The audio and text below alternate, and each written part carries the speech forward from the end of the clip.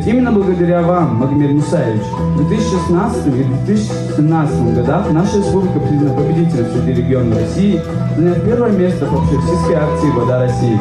Спасибо вам за ваши усилия, за терпение и настойчивость в сохранении природы нашего региона.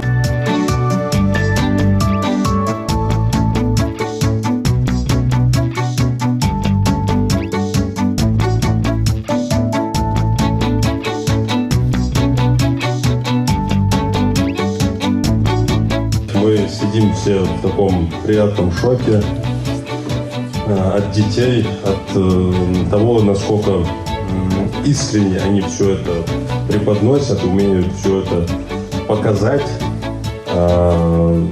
Вот на таком уровне, до какого вот нам, взрослым, даже далеко, многим, большинству взрослых, нет такого понимания, что есть вот у тех детей, которые сейчас выходят на эту сцену и пытаются донести до нас, до взрослых, вот те проблемы. Конечно, хочу поблагодарить в первую очередь учителей, которые видно, что очень долго и упорно трудились.